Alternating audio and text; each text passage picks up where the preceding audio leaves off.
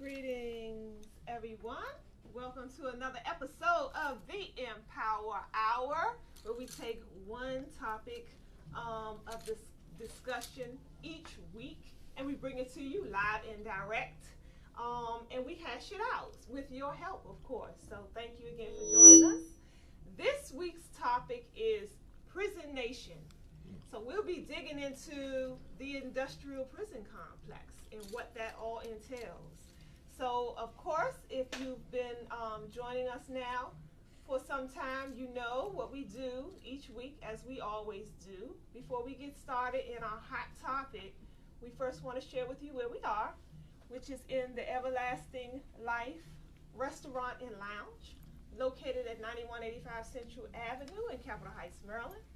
We're located inside of the eLife Media Studio. You can come here for a myriad of different things. I call it the Culture Hub.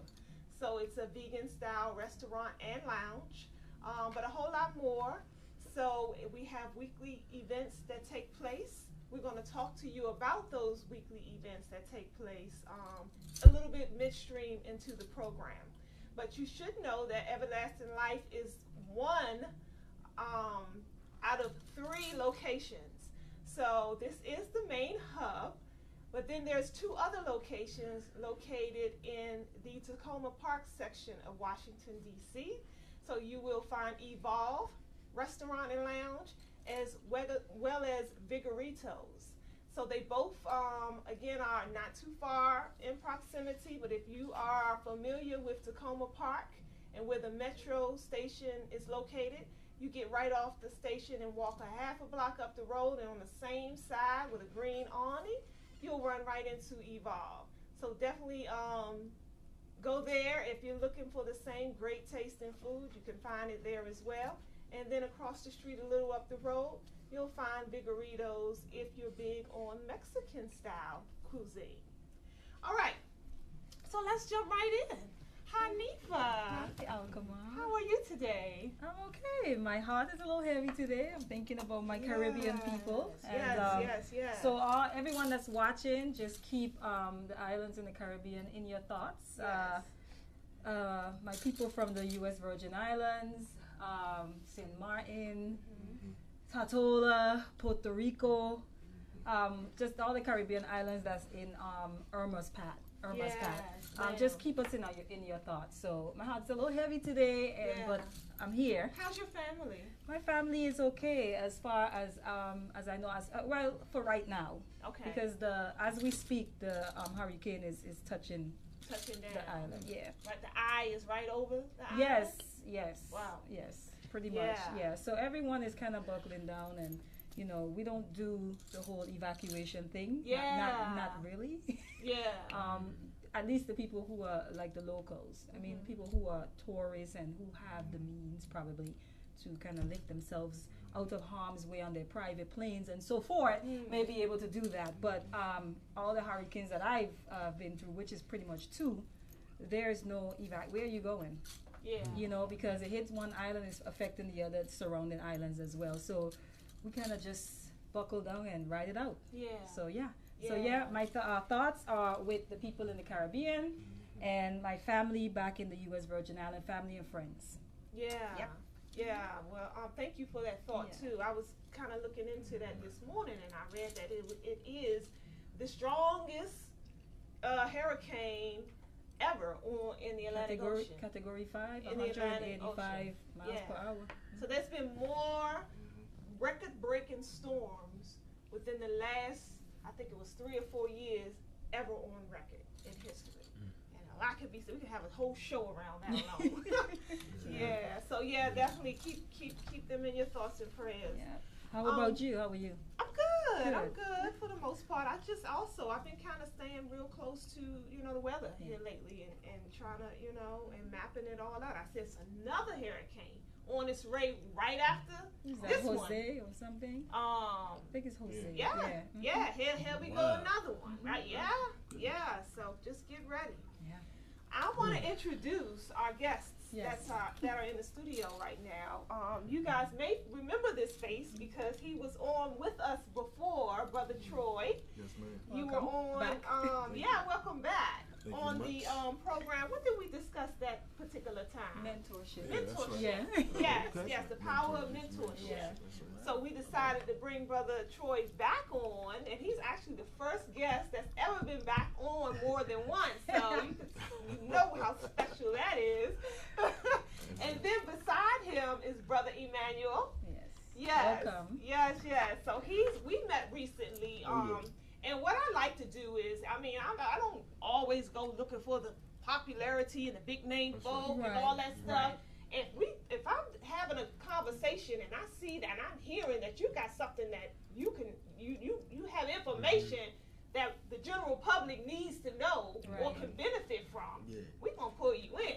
You Yes, know, what's and that's up? exactly how I met this brother Emmanuel. We're just chit chatting at my jewelry table, and he was he blessed me with a few sales, and we yeah. just got to chatting, and he was telling me about his journey, and I found it extremely interesting. So here he is, Brother Emmanuel. He's going to share with us as well today.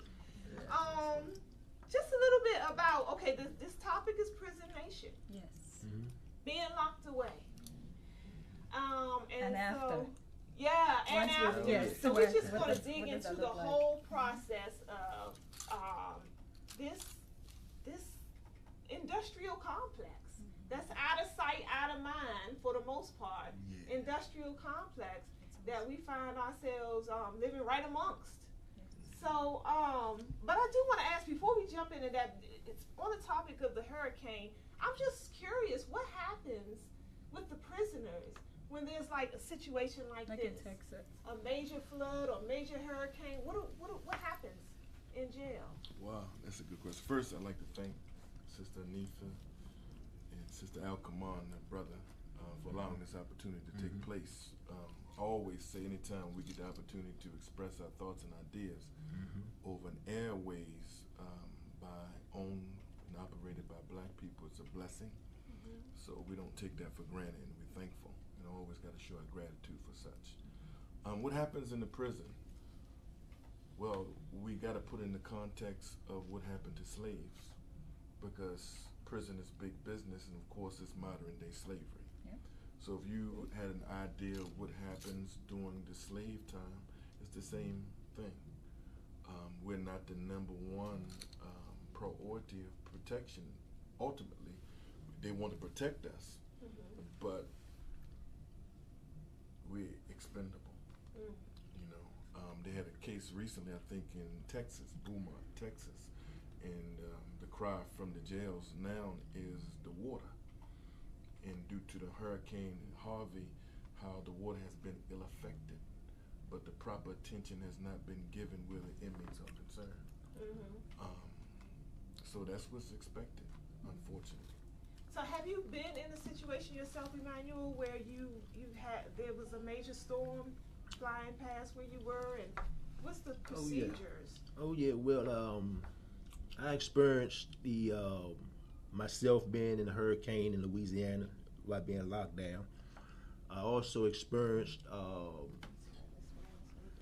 ahead. Yeah, I also experienced and got to know a lot of them guys that was in Hurricane Katrina, because I was in the federal system, and they had sent those guys. They were state prisoners, and they had sent those guys to Florida, Coleman, Florida, to house them, so to speak. So, and me being a federal guy, I was one of the first guys off the bus in the institution, and they mixed us in with those guys.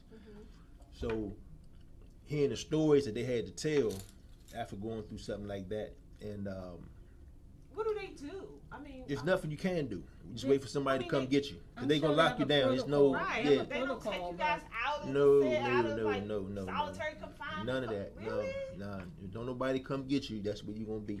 Whoa. You know, and Well, let me backtrack because I know we kind of got off track. I just wanted to get, because the hurricane is here. Yeah. First foremost question Yeah. on my sheet, but tell us a little bit about your stint.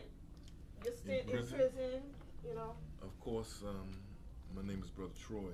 I spent, I was sentenced to 13 and a half years, spent 11 years and 4 months in the feds. starting off Petersburg, Virginia, Ashland, Kentucky, of course being transported and ending up in Morgantown, West Virginia. All of my 20s was in prison. Didn't experience no 20s in the streets. What was your charge?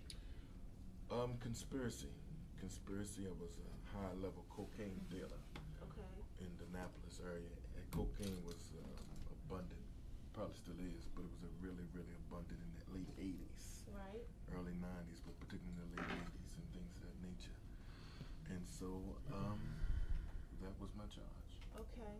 You Emmanuel, you same question. How Yeah. long did you? Oh, and how long have you been out, Troy? Oh, I've been out since 2001. Since 01. Okay. Yes, me myself, I started off at a young early age. Went in the state adult system at the age of 16. I received a 10-year sentence during that time back in 1985. And then, came home on parole, so to speak, still kind of young, still kind of fast, and still making certain mistakes that caused me in and out throughout that the remainder of that 10-year sentence. Later on down the line, I received a 15 to life sentence in the federal system. And I served 18 full years of that sentence, and I've been home 3 years now. Wow. Come December be 3 years. What was your charges? Surrounding around drama, attempted murder, things of that nature. All my charges has always been like, every time I see myself sitting in front of a judge, it's just like they talking life sentences, from the age of 16. And but like I said, it always centered around drama back then, throughout my life, so to speak. Question: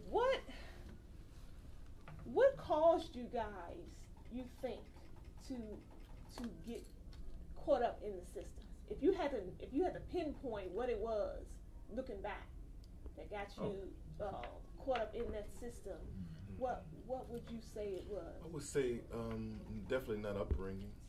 Of course, I was brought up into an atmosphere in which drugs, of course, at that particular time was affluent, great. But the movies, the radio, and things of that nature, and the peers that were doing X, Y, and Z at that particular time, hustling was the thing. The You know what I'm environment. saying? The environment itself, come bombardment with Scarface and things of that nature that played into our psyche. Subsequently, we fell into the traps that were laid out for us, and the traps, of course, was a system set up to, from my vantage point, target the black man in particular into a system that is known as modern day slavery, the prison industrial complex. So I think the influences unknowingly that hit us at that particular time. So I have a question before we go to Emmanuel, asking that same question. So for young people growing up in environments, the likes of what you described, is there a possibility, is there a way that parents can counter that? The culture of that environment that they find themselves, because maybe they don't have the financial means to move out of that environment. So what can be done? What can be put in place within the home to protect the children? Because I feel like you can do but so much. Because the community I grew up in, Plays a great part. yes. Yeah. I believe it has to start early. There's a scripture that says, train up a child the way they should go. When they're old, they should never depart from it. That doesn't mean that influences of peer pressure won't ill affect you here and there, but you would at least have a thorough root within yourself, accompanied with individuals of like mind to help mold and shape and develop that child through their life. That's what's missing, pardon me. And that was essential for guidance or protection or evolving or escaping the traps that are laid down for us. We may have good teaching from our parents, but once we leave out of that atmosphere or that environment or that home, then you have the streets. Yeah. And the streets were not nurturing from that aspect, which it should be, to ward off the foolishness or the traps that they have laid down for. So you need a combination of people. Yeah. Right. Village. Yeah. The community, Yeah. yeah. So, Emmanuel, going back to the original question, what would you pinpoint as being the thing that caused you to get caught up in the system? Oh, definitely being straight hard-headed. You know what I'm saying? 'Cause like my brother was just saying, it wasn't necessarily you didn't have the proper upbringing. So I can imagine the kids that don't have the proper upbringing, what they end up in. You know what I'm saying? So, but just being hard-headed, you know, thinking you know it all, you know, and being fast, young, arrogant, you know, you're not listening. Yeah. You know, and most of the time, somebody is they love you, care about you, your family. They telling you, look, man, hey, stop, look, this, that, the other, trying to point you in the right direction, and you just not listening. You just being hard headed, so you have to end up learning the hard way, and that's what happened to me.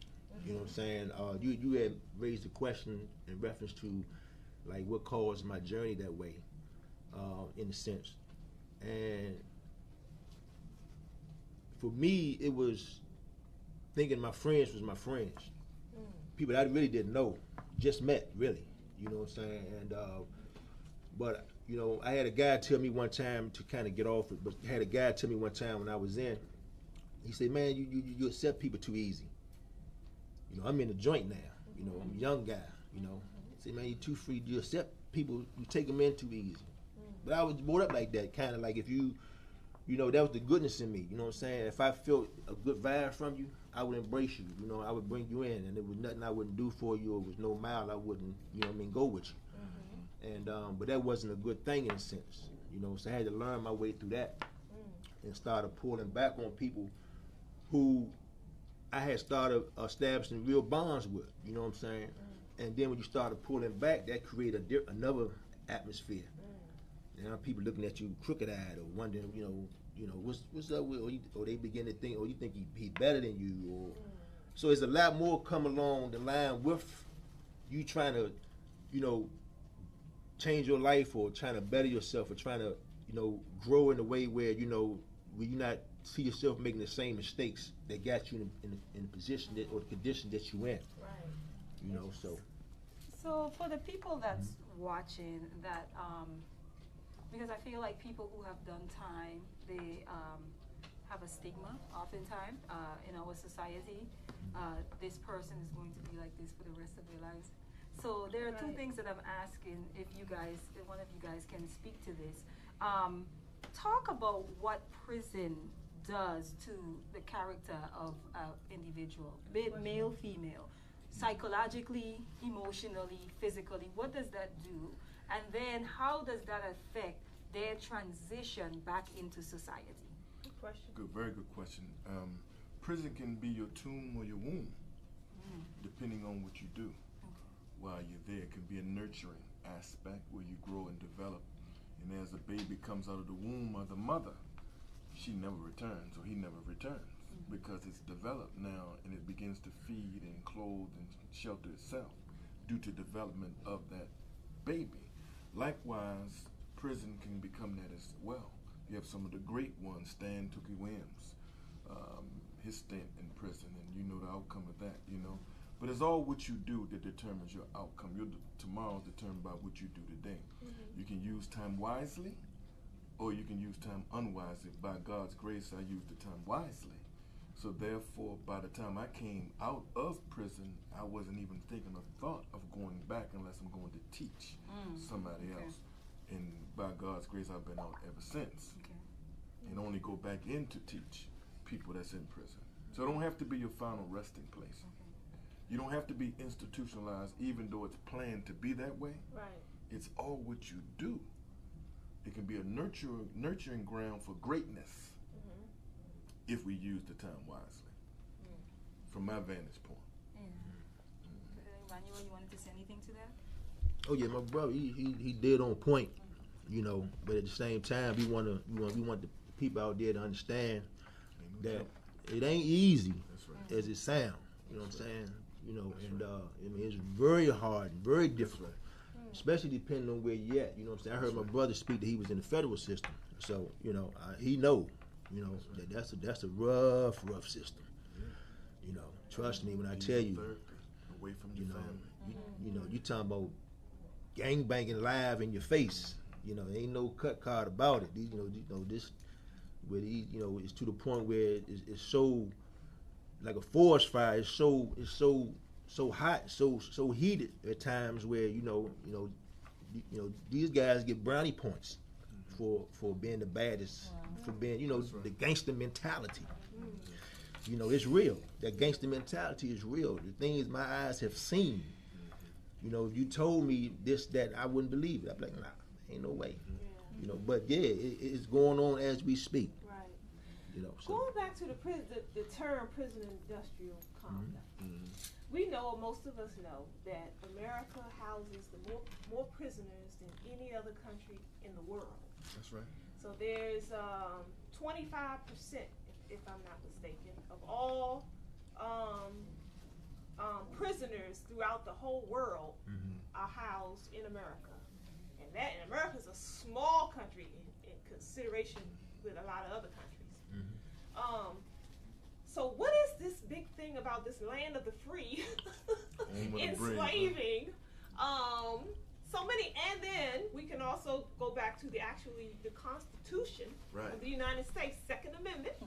No, I'm sorry, not 13th, pardon me. 13th Amendment, still written on the books today. You can pull it up and find it today, that prisoners are considered slaves. And that's sort of what Brother Troy had spoken to earlier. Legally. Because, and people need to understand that. Right. That's why I'm bringing it yeah, out. because Right. Sorry, go ahead. Yes. So legally, you That's a are very good question. a slave. Yes. That's right. Once you put that number, or once they put that number on your back. Yeah. What is the prison industrial complex? What does that mean to people who don't know, have a clue what that entails? Yeah. I like to start it by saying that you hit it. There's the 13th Amendment of the Constitution that states that neither slavery nor involuntary servitude should exist, except that you've been punished for a crime and been duly convicted. So, prison is on the stock market. It's called FPI, Federal Prison Industry. I worked in Unicor, where you work and make 70 or 30 or 50, 80 or 100 and some odd dollars 1 month. That's the best paying job there, opposed to working in the institution, which is in the feds. You're mandatory to work. If you do not work in the feds, you're being placed in the hole. So not only is that the situation, prison is big business in terms of Walmart, in terms of JCPenney, in terms of Verizon and other big corporations are bankrolling off the prisoners that's in prison. Various phone companies are contracted through prisons because you got to make a payment to call out in some cases, or in some cases you got to make a collect call. You know what I'm saying? So they're getting you on both ends. Then you have the commissary. That's the only store in town where you go and buy items that you need, that you don't want to eat off the death table, which is the kitchen. Yes. So you're forced there. You know what I'm saying? So in some cases they have medicine where you can get medicine now that you're being charged actually to get medicine and things of that nature. This is big business. In Baltimore, they're building a multi-million-dollar juvenile facility, not just to look at it, but their objective is to plan to put youth in there, and there's no greater of a slave than those who are younger. Yes. Because you have vitality, you have longevity where their life is concerned. So this is the plan. This is the federal industrial complex. It's the big business where they don't have jobs for us on the street. They got jobs for you in there. And if you don't work there, then you got electricians. He know, the brother know. You can be a landscaper. You can be a plumber. You can be an electrician. All of this in prison. You got to do that. And if you don't do that, you're being placed in a hole. So I say that to say, in a nutshell, that they don't have a job for you here with a criminal record, but they trust you there with a criminal record to work for the various companies I mentioned and more, and work for the institution itself. Yep. Wow. Thank you. Thank you. Wow. So that was a lot. Yeah, and it's from my understanding, by the time a child reaches 5th grade, they know It's third. Fourth, It's one the of- fourth Well, we grade? know it's, Yes, like third we or can fourth. say it's Elementary school. Yeah. Yeah. Right. Well, by the time a child reaches elementary Yeah, school, they can determine. Yeah, they'll that's how they determine doing it. based on I think it's In reading. in reading. Yep. Yeah, and they determine whether or not they're gonna be in prison. Yep. Yeah. And So they do they start prepare preparing? the Right. prisons. Right. So they're not gonna assist the child to be on a better reading level. No, not at all. No, they track it and say, okay, well now we know we need this is amount of beds by the year 2000 whatever, That's because right. this is how many prisoners we'll have. That's It's deep. It's Yeah. deep. It's real deep. It's diabolical. Yeah, it is. It is. Yeah, and it I is. like to use scripture to look at it, because we look at it from my vantage point, from the viewpoint of the Creator, or God, or Allah.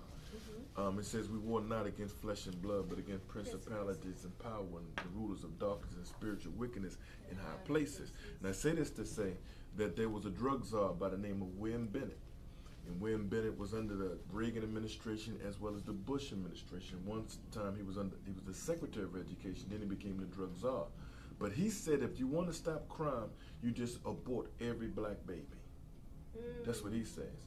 Under the Nixon administration, they said they had a war on drugs, but the war, one of his close aides just came out recently, said that his war was on black people and hippies as a guise or as a war on drugs. And so this is real. This ain't make up type of stuff. So I guess my question then is, I saw the answer, but some people may ask, then if we understand all of this, why don't we just teach our kids? Excellent question. You know, because people say this, there's a lot of respectability politics that is thrown around as well. Why don't we just teach our kids this, that, you know, once you enter into the prison system, you pretty much become a slave. Oh, yeah. And so why don't we talk to them on that level, and that way they stay out of trouble. That's proper. And to me, I personally feel the people that speak that way do not really understand systemic and systematic oppression of people, and what that means and what that looks like and how it affects the decisions that people make in life. So how do we, when people who speak like that, why are we not teaching our kids this so that they can just stay out of the prison That's system? a very, very good question, brother. I can say something, Brother Manuel. Would you like to say? I can Well, say something. I'm just going to make it short, and then you can, you have to be, especially dealing with kids, the youth or whatever, and especially the young black youth or young boys, regardless of race. But you have to be a baby. You have to be careful with how you feed it and what you feed it. As well as yourself. Even an adult, you have to be careful of what you feed into your body. You know what I'm saying? Even when it comes down to putting lotion on, you're feeding your body. You understand what I'm saying? So you have to be real careful about how you do that. You know what I'm saying? So that topic that you're talking about, everybody don't have the real guidance and the real understanding. You know what I'm saying? Sometimes you don't experience something for yourself. I don't care how much TV you watch or how much you heard so-and-so was in jail, but if you don't experience some things yourself, it'd be hard for you to really get someone else to understand and to know, what they should and should not be doing in reference to that issue and keeping them from going that direction. That's real. I would say, complimenting what the brother says, that is a serious statement, that if you do not know the nature in which you're dealing with, your ignorance will become your downfall. And the plot is so diabolical, most of us as black people in particular cannot fathom the depth of what one would do. So it seems unreal that one would do this. But it's orchestrated. It's like an orchestra. How can the same experience in D.C., I go to Detroit in the feds, and that man face the same experience. Crack cocaine is abundant. Heroin is abundant. You know what I'm saying? People are dope fiends. People are crack addicts. New York City, the same experience. You got big drug dealers. And this is the same thing elsewhere. So it's like an orchestra. Somebody's directing it, but everybody's in tune.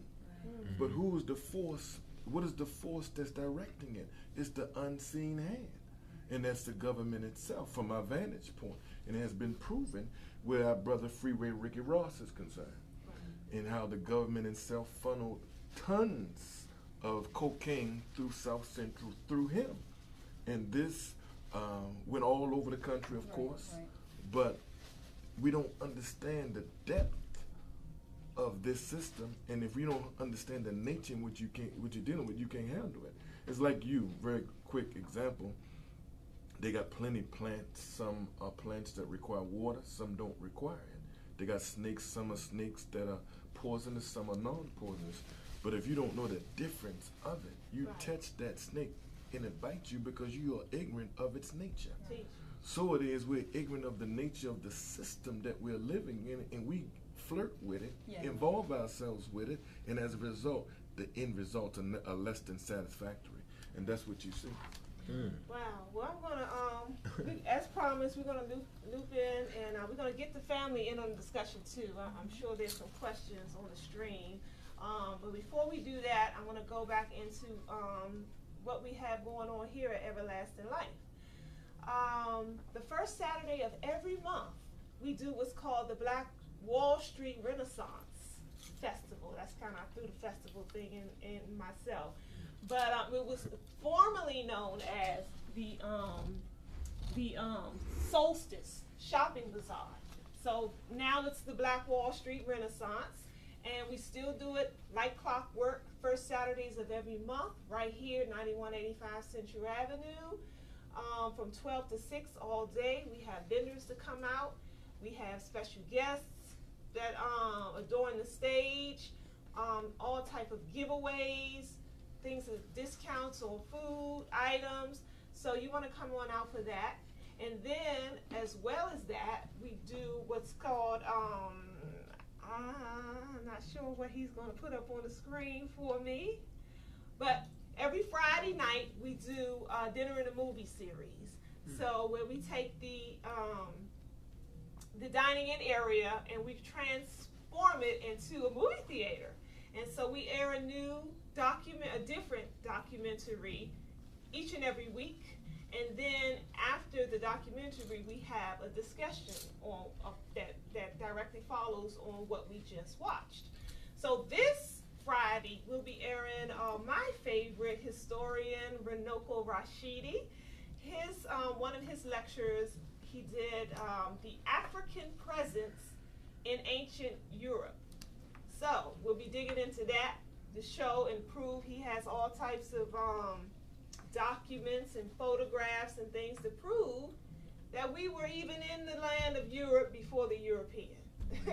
We were everywhere, all over the world, as the original people. That's right. But we can prove this. So, and this week's documentary is going to go into that.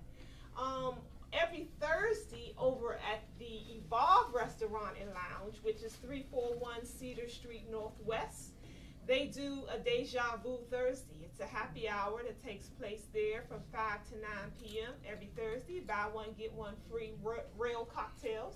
So you can see them for that.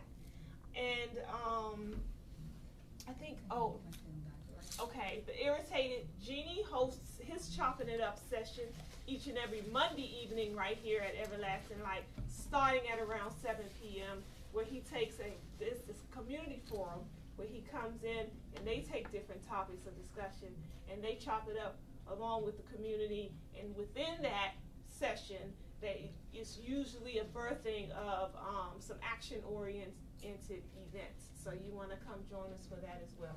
I believe I have it all. You can come find me here with my fashion jewelry 4 days a week, Tuesdays through Friday, anytime after 2 p.m. If you want some lovely, interesting culture pieces, then come see me for that. All right, jumping right back in. Okay, I figure since we are on the second half of the show, we can start talking about what prison looks like and what it looks like after prison. What? Right. Yeah. Okay. So one of my main thing is usually I've known people who have done time. My father has done 18 years. I have family members, and Right. Once they transition back in, you see the struggle It's almost like there's no rehabilitation with prison, right? No. None whatsoever. So when they come back in, they can't do almost anything. You can't vote, you can't live in certain communities. I mean, it's a lot. It's a lot of barriers. So my question is, like, how does someone transition back into society with all the barriers that have already been created because of the time spent in prison? Very good question, of course. From my point of view, in my situation, I had a strong support base. That is very essential. Some people leaving prison don't have a home, especially if you did a long time. I did 11 in 4 months. The brother did 18, right? Yeah, 18. Yeah. And sometimes you don't have family members with the support base, and that becomes a problem, serious problem. So I was fortunate to have a support base. I had a home to go to, not my home, but my mom's. I had individuals who were friends of mine that had businesses. So therefore I didn't have to go and seek employment, which is oftentimes denied, and which sends individuals back into the prison industrial complex. So I learned while I was in prison. Learned real estate. I started working for a friend of mine who owned a real estate company, and I had another friend, real good, one of my best friends. He owned he still does. He owned a shop that sold rims, sold radios and things of that nature. So I didn't have a problem finding employment. I went one time looking for a job, and I had a 11-year gap at Marshall's. I went, and they said, well, what happened here? 11 years, you know what I'm saying? With all the stuff I did in prison, that didn't mean nothing at all, you know. So I didn't find employment with nowhere from there. So I said it to say a strong support base is essential to survive, and a determined mindset that you're gonna make prison the door of no return. And I think that's key. And then you gotta have some morals. The morals must accompany your intellect, because you went to prison maybe for drugs or for robbing or stealing or murdering, but prison should be the place by which you grow and develop and evolve, not only mentally, but morally as well. So much so that you won't fall into the traps of going or being at odds with your people again by maiming them, killing them, selling drugs and things of that nature. You love self so much, you respect self. Yeah. Emmanuel, do you want to piggyback on that, or you? I was really just sitting here listening to my brother, and I was thinking at the same time of a comment that the sister just made, in which I'm in total agreement with, you know. And for you to someone who have never experienced prison or that life, or I can understand why you would say what you just said about the rehabilitation not being in prison anymore. Like I said earlier, I went in at the age of 16, back in the day, kind of, you know, and it was the rehabilitation was more in place for you then, back during that time, you know, programs. You can go to college, you know, in Lawton, they had guys with life sentences leaving prison, going to the street, going to school. You know, guys was getting their degrees and stuff in prison. But over the years, like you said, the business kicked in and took over a lot of different things. Then you got the economy, you got you got a whole lot of different hidden agendas that arises that kind of they got to take away from. And the first place they're gonna take away from is the prisons. You know, the food going to the food going to decrease, the quality of the food, the programmings. You know, it's hard to find a prison now where you can go and have apprenticeship programs for bricklaying or for this or for that. You don't have that no more. The most they're gonna offer you is a GED. You know, if you want college, you go online, pay for it yourself. You know what I'm saying? So, but the rehabilitation, to make a long story short, you're right. It's not in place. It's still there, but it's not in place because it's being hidden with these other agendas. So therefore, it's on the individual to make up in his own mind. You know what I'm saying? And I'm living proof of that because that's why I'm here today with you all. You know, so you have to make up your own mind that, hey, I'm gonna rehabilitate me and get me prepared and ready to come out here in this new world society. That's right. To be able to keep up, to be able to make sure that, you know, I retire this prison number forever. You know what I'm saying? Right. And mean it. Right. You know, because it's going to be challenges. It's going to be hard. It's going to be, you know, like the brother was saying, you come home after doing 18 years like I did. Mom's passed away. Big brother, he's no longer here. All the support is gone. You know, and the family that's left, you know, everybody going through their own whatever. So you come out here, you know, it ain't like back in the day. You come home, you know, your boys, they pull you up, they take you shopping, put a couple of grand in your pocket, give you your car keys, put you all the way back on, and they going to give you that thing too. You know what I'm saying? If you want it. That was the mode. Right. Right. At that You know what I'm saying? time. But see, now you come home, nah, I ain't going back down that road. Yeah. And So my question, and this is a tough question for me to ask, but I'm gonna ask it. good question. What can the community, that individuals who have done time have actually harmed, right? Through selling drugs, through probably murder, and these people now have come back to these communities and they want to give back. They want to do better. What can us, I know forgiveness is one of those things, but what can we as a community do to help these people who are now trying to come back into the community, but they've also done some damage as well? I think one coming home should have a opposite agenda for one to help.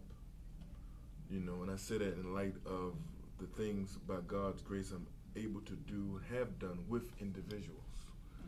I have, by God's grace, a mentoring business where we go back and got contracts by the grace of Allah in various juvenile facilities, but we have a book giveaway. You know what I'm saying? Where I ask people to donate books because all leaders read and readers lead. Okay? That's instrumental. They can support. By God's grace, me and our group, the Annapolis Local Organizing Committee, we put on our second Family Day Festival in Annapolis. That is big in terms of the chaos and division where people are concerned. See, here's a person that once was destructive unknowingly by selling drugs, but now wants to help the community by bringing them together. A didn't support that. Right. You know what I'm saying? We asked, but you know that take a lot of money to put on. And by God's grace, it's a beautiful event. So these are various things that we do. So the person really have to have something for them to help with. You know what I'm saying? If we want individuals to help us, we got to have something for them to help with. Now, if you're just talking about in terms of I'm coming home and I need some type of help, I think they should offer some type of support system for that person. Family should be more family oriented, understanding that this man come out of hell and he needs his bearings. Technology has changed, roads have changed, and things of that nature. So he needs care. He don't need for you to browbeat him. Right. You know what I'm saying? He needs patience and care, especially for a person that's trying to make things happen. You know what I'm saying? So that's what the community could do and embrace.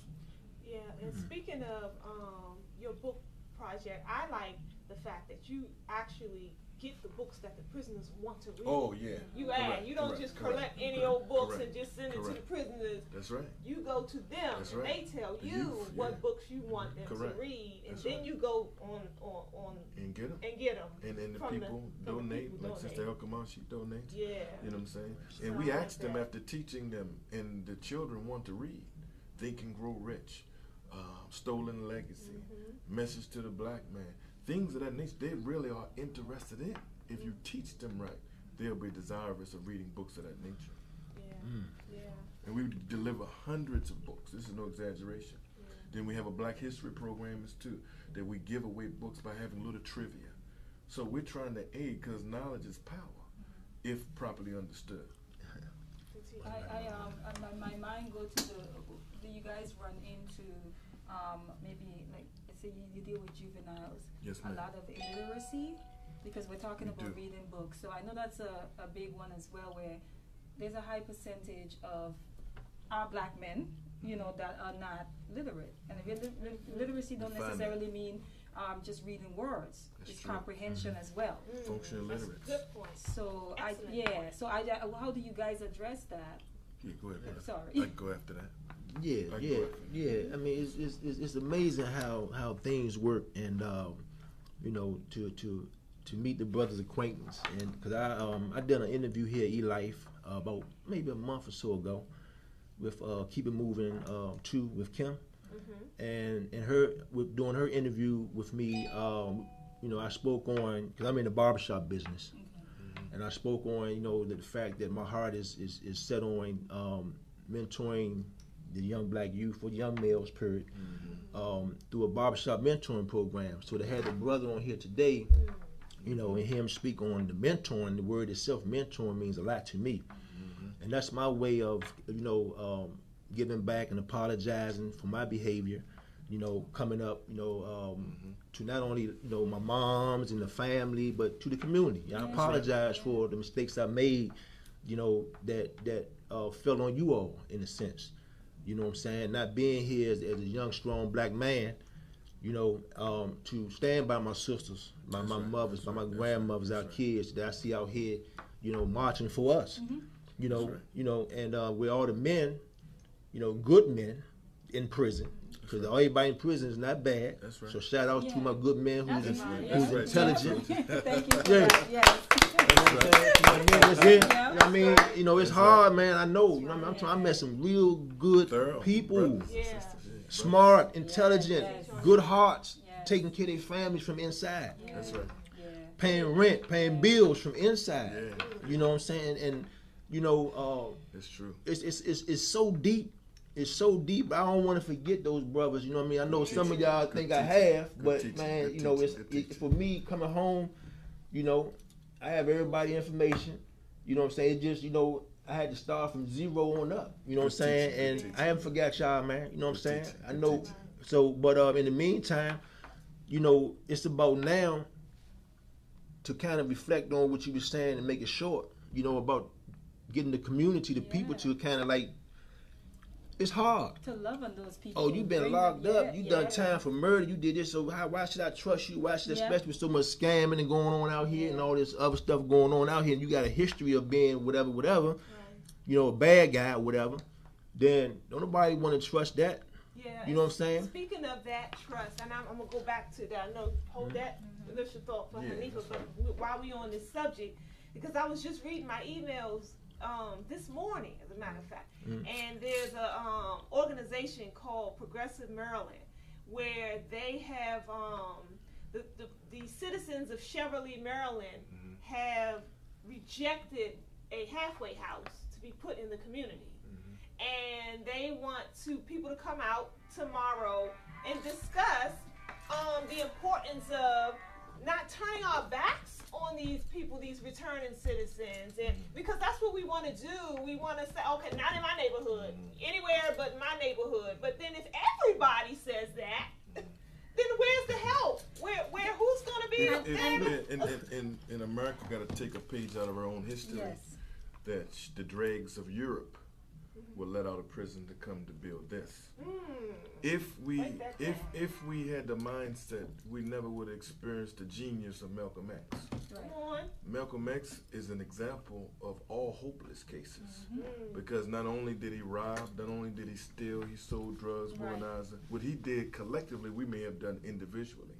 So by the people denying people who have served their time, then say I'm a Christian, say I'm a Muslim, saying whatever religious background you may be, but you denied the forgiveness aspect of somebody did wrong, but yet claim on Sunday or Friday that I believe in God. That's hypocritical. You know what I'm saying? Why are we criminals all our life? Exactly. You know what I'm saying? So if the Kennedys had took that mindset, you know what I'm saying, of the illegal bootlegging and things of that nature, maybe you wouldn't have a senator, maybe you wouldn't have the president. That's right. You know what I'm saying? Right. So that is America's hypocritical. Some of the strongest and thoroughest individuals come through prison. Yep. If Nelson Mandela was denied because he was in prison, maybe he wouldn't have became a president of South Africa Right. after spending 27 years in prison. You know what I'm saying? So it's hypocritical. Once I did what I did, that ain't what I am. You know?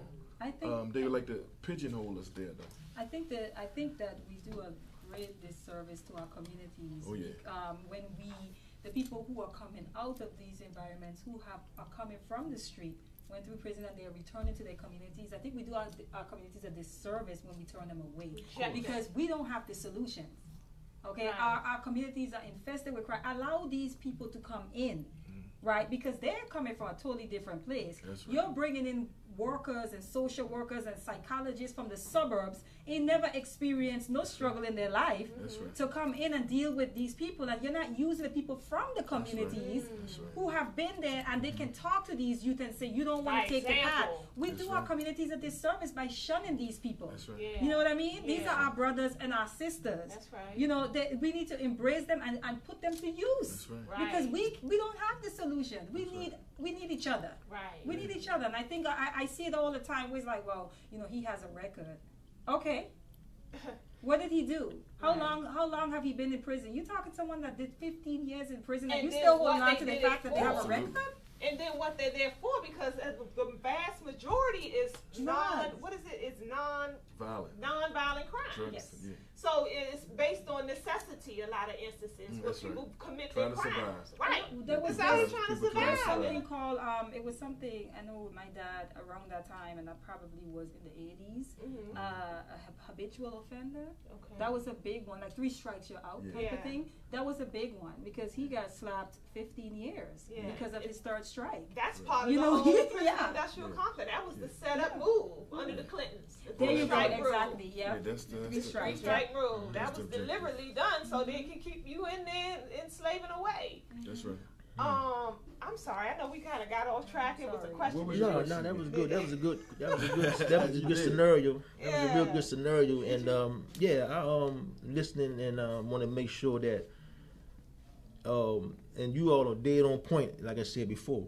You know what I'm saying? But like I said, you know, coming from a different perspective, you know, and I have to do that and be that in order to, because I lead by example. Okay.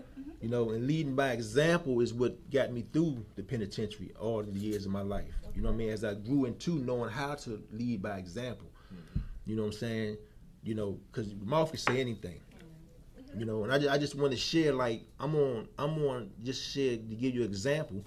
I'm on Facebook, you know, under Emmanuel Boyd. You know, you can pull it up, and I have a GoFundMe page there.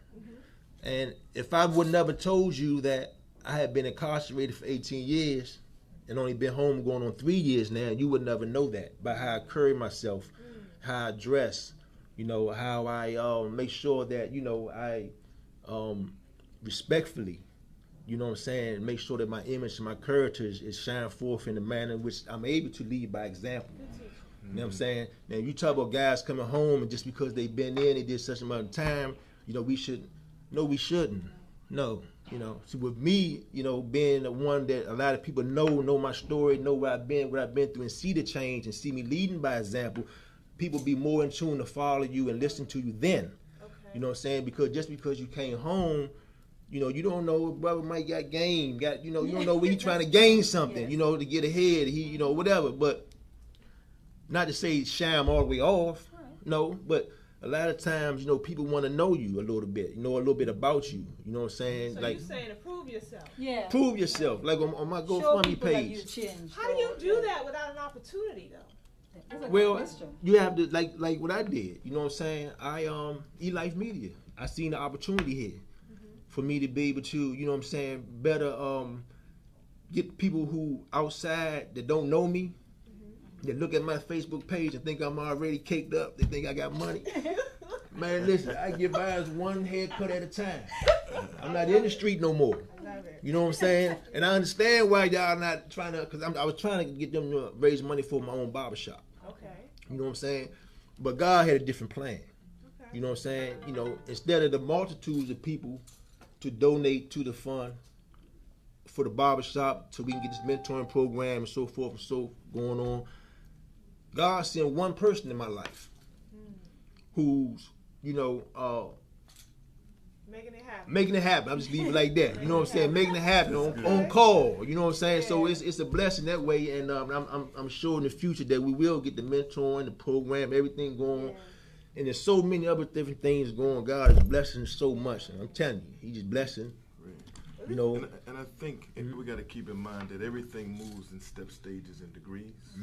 In anything we do, you see a baby, and we're likened to that because when you're giving birth to something new, you relate it to a baby or a mother giving birth to a child. Right. You don't know no baby that's come out the womb to start running. Right. There's a process It's a process. of anything that we do. And caution and protection is there. Yeah. That's the way of life itself, and life is being demonstrated by the way God used a woman to give life, to give examples of life itself. Right. See what I'm saying? So I say that to say everything moves in step stages and degrees, Yeah. but you must strive always to evolve. Well, good teaching. We have about 5 minutes left. And so I want to know, what can we do collectively as a whole community to prevent the prison industrial complex from thriving? How that's can a we good put them out of question. business? Well, one of the things we have to do is have a proper knowledge of self. Yes. We have to have the proper knowledge of time and what must be done because time dictates the agenda. But we have to be practical because we got to create outlets that will allow or disallow individuals to become tempted to the drug game. We got to create outlets by which one can be mentally stable because when they cannot produce, when they cannot do anything, they use alcohol, they use drugs to balance them to deal with a daily lifestyle in America. Let me give you an example. Black America is suffering so great. If you look at every major radio show, they must have a comedian there. Early in the morning, you got D.L. Hughley, you have Steve Harvey, right? You have Tom Joyner. Right there, his sidekick or the personality himself is a comedian. Why? Because of the pain of living in white America is such great pain that I need to have a laughter early morning throughout the night to make it through. But that's our thought pattern. It don't necessarily have to be the case. And we're not condemning comedians and anything of that nature. But if we have a proper relationship with the source of life itself, which is God, then we can deal with any situation because he says there's no burden that will be placed on us that we will be unable to bear. Right. If we apply and approach it properly, we can make it through. Anytime black people can make it through the darkest days of slavery, and we're still talking today in 2017, that shows our resilience, our power, our potential. Nothing can stop us if we collectively move and accomplish our goals that we set out. Emmanuel, what can we do to put the prison industrial complex out of business? Ooh, that's a outstanding and a question that you really have to give major thought before you answer it. But just off the top of my head, when you ask that question, just like they say, well, we started supporting us. You know what I'm saying? In every which way. Make sure the money stayed in that circle. You know, the black community. With the prison system set up, you notice that they started to privatize. Yes. Sure is. You know what I'm saying? CCAs and things of that nature. You know, so what we need to do is, you need to start a What's filter.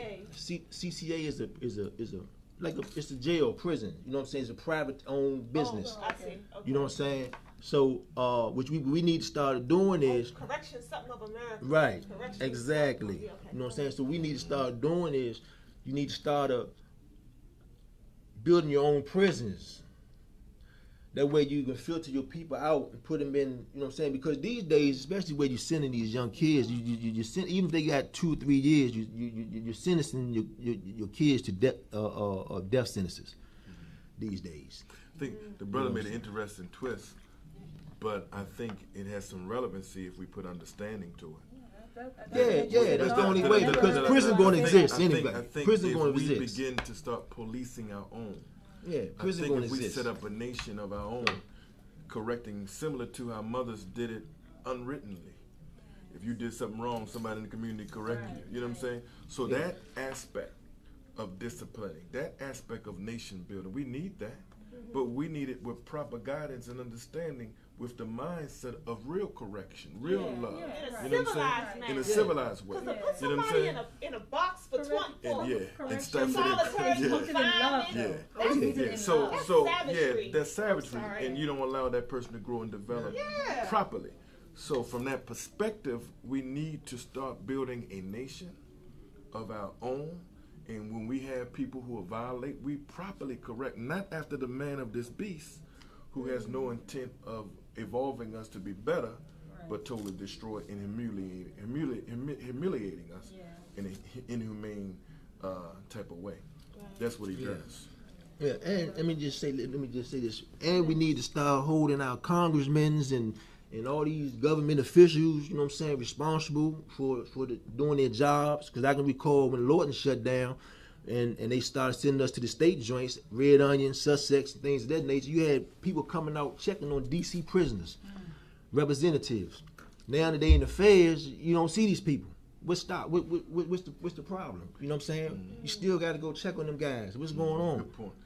You know, they're not doing that no more. You know what I'm saying? To echo the brother's point, that one of the things that the Honorable Minister Farrakhan, said at the Million Man March 1995, which was given to him by a brother to put out, he said that everyone at the Million Man March should adopt a prisoner. Write that person, write the chaplain. You know what I'm saying? So we don't know what one may go through behind the prison bars, but let's reach out to them. And how we can support and Support help them, them get yeah. through that. Correct. And That time stronger period. and be stronger coming home. Exactly. So send the man a letter. Send him a people. He can tell you, man, a picture in prison. A letter. You read every detail of that letter, man, and you make out of what you want to make out of it. No, they have You know what I'm saying? Oh, she mean this, boy. You see what she said? the email system now. You know that. Oh They yeah, wasn't there? They have the Email system. Yeah, they got system. email too. Email them Yeah. now, yeah. money. Yeah. Yeah, all that so- money. Yeah. They said we got to support. Send a picture. Going to visit. A man to be dressed in his waiting for a visit. Woo! And to get one Yeah. in prison, that's paradise. So let's support the brothers, sisters who may be locked Yeah. down in any good way possible. Send them some money. Yeah. You know. Because what is the thing? One thing, is there care packages anymore? Can you do that kind of thing? I was No, thinking not that. really. They gotta not cut really. that out. A lot of places they cut that out. Yes. Yeah. Yeah. A lot I of was places they shocked. cut that out. I was State just and so sure feds. Yes. that I would have like care package, packages with books and everything, and I was told I can't. The state and the send it. feds. Security risks for reasons. Yeah. Different reasons for But if security. you go to visit, can you bring the things No. with you? No, So if you they wanna cut a lot of send that out. books- They cut. You can send books, and a lot of that now is being filtered through the chaplain department, or they it has look to at come it real through thoroughly. it has to come through the actual book company now. Now, Yeah, because you can't send manuscripts. You can't send written. You have No. to be book form. Oh my It's, goodness. it's slavery all It over is, again of course. that you don't want to read and stuff like that. You're not able to read. Yeah. Shop this. Well, family, that is our Empower Hour. And it's a heavy subject matter, we know, but it's an important subject matter. And I'm hoping that you guys have gained some information. Sorry we couldn't get to the questions. today. If you had any today, we apologize for that. But we did have more time for the brothers to just, state and talk with, give us some insight from the other side. So our family needs us. Let's not forget about those behind bars, and let's That's adopt a prisoner. I like that idea. Yeah. Let's adopt a prisoner. And until next week, we will see you back, same time, same place. Peace and love. Peace. That was beautiful.